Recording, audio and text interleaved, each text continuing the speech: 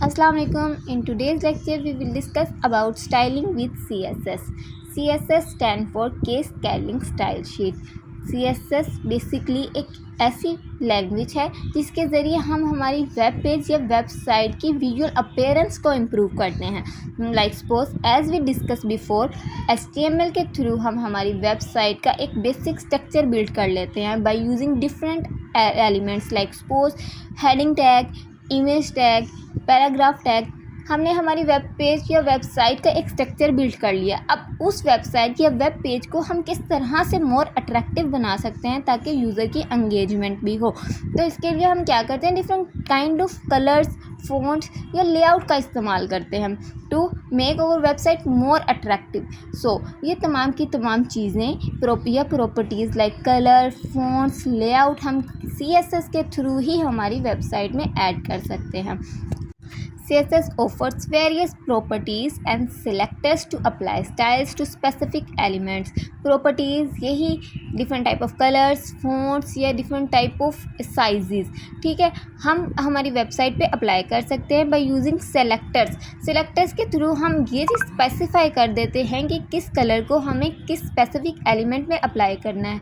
जैसे जैसे हम इसी एग्जाम्पल को करेंगे हमें ये चीज़ क्लियर होती जाएगी कि CSS वर्क किस तरह से करता है। बाय यूजिंग CSS हम different type of responsive web designs बना सकते हैं। लाइक हमारी वेबसाइट इतनी रिस्पॉन्सिव हो कि वो different kind of operating system या डिफरेंट टाइप ऑफ डिवाइसेस में इजीली वर्क कर सके। So now we will discuss about basic structure of this CSS। Like suppose जब भी हम किसी भी HTML के एलिमेंट या किसी भी हमारे वेब पेज के सपोज एलिमेंट पे CSS अप्लाई करना चाहते हैं तो इसके लिए हमें कुछ रूल्स को फॉलो करना पड़ता है, जिसमें हमारे पास एक सिलेक्टर होता है। सिलेक्टर इस चीज़ को स्पेसिफाई करता है कि हम किस एलिमेंट पे हमारी प्रॉपर्टी अप्लाई कर रहे हैं या किस एलिमेंट पे हम लोग CSS अप्लाई करने वाले हैं। देन हमारे पास होती है उसकी डिक्लेरेशन इस चीज़ को स्पेसिफाई करते हैं कि हम CSS की कौन सी प्रॉपर्टी यूज़ कर रहे हैं या उसकी वैल्यू क्या होगी। इसे समझने के लिए हम इसकी एग्जाम्पल को लेकर चलेंगे। लाइक सपोज हमने एक पैराग्राफ या हेडिंग टैग लिया, यहाँ पे हम लोगों ने एक हेडिंग टैग को यूज़ किया। अब हम चाहते हैं इस हेडिंग टैग का कलर रेड हो जाए और इस हेडिंग का स्पेसिफिक फ़ॉन्ट साइज़ हो। इसके लिए हम क्या करेंगे, लाइक सपोज जब भी हम किसी भी किस्म की वेबसाइट बिल्ड कर रहे होते हैं तो इसमें एक ही हेडिंग नहीं होती, डिफरेंट टाइप ऑफ हेडिंग्स होती हैं। तो किस हेडिंग पे हमें ये CSS को अप्लाई करना है इसे स्पेसिफाई किया जाता है बाय यूजिंग सेलेक्टर। लाइक हम H1 पे ये कलर अप्लाई करना चाहते हैं, ये फ़ॉन्ट साइज़ अप्लाई करना चाहते हैं, तो इसके लिए हम सिलेक्टर को यूज़ करेंगे, इसके नेम को H1। देन हमें ये ब्रैकेट्स का ज़रूर यूज़ करना है टू अप्लाई, बिकॉज ये रूल्स होते हैं, इन रूल्स को फॉलो करते ही हम किसी भी किस्म की लैंग्वेज को यूज़ कर सकते हैं।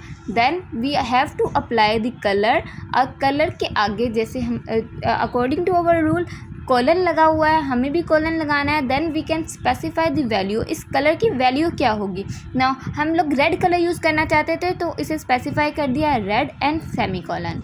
अब हमें इसका फ़ॉन्ट साइज़ भी स्पेसिफाई करना है।